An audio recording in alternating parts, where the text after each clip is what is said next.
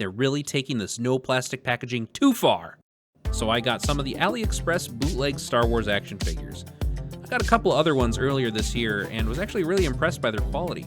So I decided to grab a couple more clones and a Stormtrooper this time to see if they are consistently that good or if I was just lucky with my first batch. After a few weeks, they showed up in this basic cardboard box. It's just not a good figure set without cool packaging, so let me spruce this up a bit.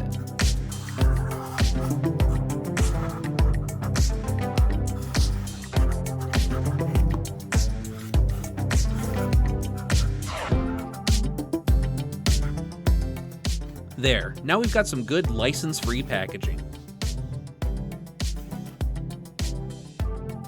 Now, opening this thing up, all three of the guys are rolled up in this roll of bubble wrap.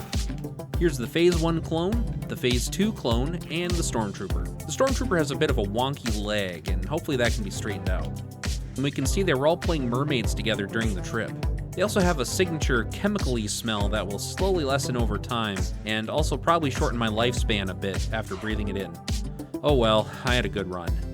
So let's start by looking at the Phase 1 clone. He's got the two usual blasters that the official clones come with. No paint, just the basic mold. His joints are weirdly soft and smooth, with no detents that I can feel. His left arm is a bit stiff though. I feel like I might break it. Okay, with a little gentle pressure, it feels a little better now. It's a bit squeaky though. The legs are pretty normal too. They are a little stiff, but with the same gentle pressure, they give way. Under the helmet, it looks like they have the Jango Fett head that the Hasbro figures have. Interesting. I wonder if I can pop that off easily and see how good of a sculpt it is. Something to try in a future video, maybe? The front of the helmet had this weird yellowy stuff on the corners. It looks like he was eating Doritos before. Did we catch you during snack time, buddy? Hopefully I can clean it off. I'm gonna take this toothbrush and a little bit of water and see if that helps our little clone here. There, now he's battle ready. Okay, now onto the Phase 2 clone. We've got a very similar figure here. Same two blasters and the body is basically identical to the Phase 1 clone. He even has the same Jango head under the helmet. No Dorito dust though. I guess the first guy wasn't sharing. So, onto the Stormtrooper. It's got the standard E11 Stormtrooper blaster that the Black Series has. Looking at that wonky leg, I was able to get it pretty much back into place by just pulling it straight. If it goes back to bow-legged mode, I might have to hit it with some heat or something. Otherwise, it looks like a pretty good copy of the Stormtrooper body aesthetically. And would you look at that? It's another Jango head. He must be a very early Stormtrooper. Without that little white piece on the elbow joints, he can get his arms past 90 degrees pretty easily. He also has two trigger hands for some reason. Putting the blaster into his hands, it looks alright. I'm gonna have to check whether that E11 is accurate or not. The legs bend pretty normally too. Here's a fun little detail I've noticed about all three figures. I think they took a mold of the original figures to make these things. So the little Hasbro stamp on the bottom here looks a little softer and less defined on the bootlegs than they do on the original figures.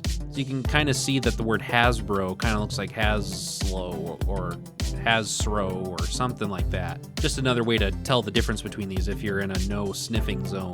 Alright, let's put these guys next to the Black Series originals. The bootlegs are on the left and the official ones are on the right. So while editing this, I realized that I mixed up the Phase 1 Clone Troopers when I shot and wrote this. Eagle-eyed viewers may have noticed that I gave the short blaster to the bootleg earlier in the video. Well, I didn't remember this when I shot this scene with all the figures together, and I didn't notice it when I wrote the script, and I didn't notice it until now. So yeah, they're flipped around. The one on the far left is the Black Series one. So yeah, take that how you will. They're very similar figures. Easy to mix up in person. I would say that if you aren't yucked out by getting a non-official figure, these are a good alternative to waiting for Hasbro to make more of these. They get about 80 to 90% of the way to matching the originals and sometimes surpass them in some ways. They also have a bunch of variants that I don't see Hasbro getting into for a while, if ever. So what do you think? Have you gotten any of these bootlegs? Are you turned off by the idea of getting knockoff figures? Let me know in the comments and subscribe for more action figure fun. If you like this video, you might like my video looking at some of the Andor figures. And remember, collecting should be fun. I'll see you next time.